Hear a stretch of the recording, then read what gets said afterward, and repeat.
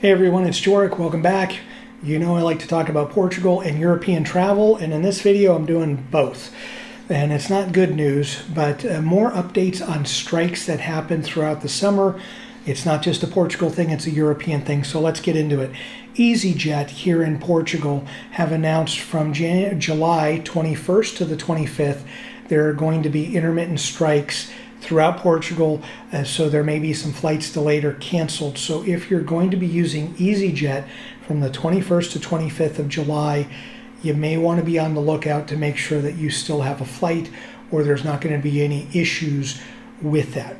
The bigger news is that Portugal, there's going to be planned airport strikes. A group called Portway have called for an all-out strike on July 30th and 31st of July, and then also the 5th and 6th of August.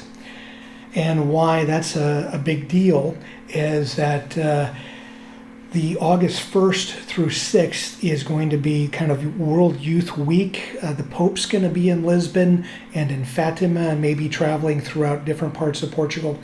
And this group, this Portway Union, have also said they plan on doing overtime strikes on July 19th and August 1st. So just to add more mess to things, there's already train strikes announced going through August 6th. And then now with more congestion potentially at airports as tourists are coming in for the high season, and then they're expecting over 1 million people coming in just for this World Youth Week, this August 1st through 6th, or just people want a chance to see the Pope, so they're going to be coming to Portugal to try to do that.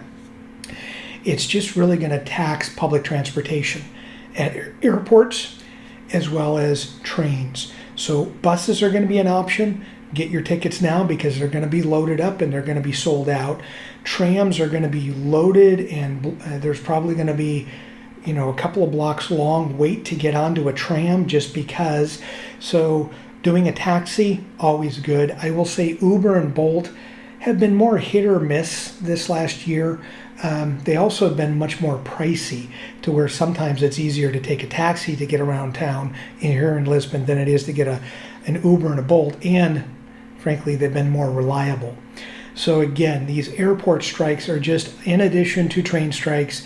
So if you're coming to Portugal late July, first week of August, be prepared, manage your expectations here in your head of just things are going to be a mess. If things go well, it's great, but I would almost expect the shoe to drop and things to happen where there's going to be delays and cancellations and issues along the way. So it doesn't make you feel good. This is not a feel-good video. I don't like making these strike videos, but I feel like consumers need to know what they're getting into when they're coming here for a holiday or moving.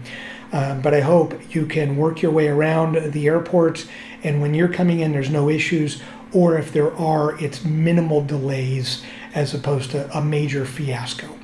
As always, thank you so much for taking the time to watch the video, and enjoy your travels.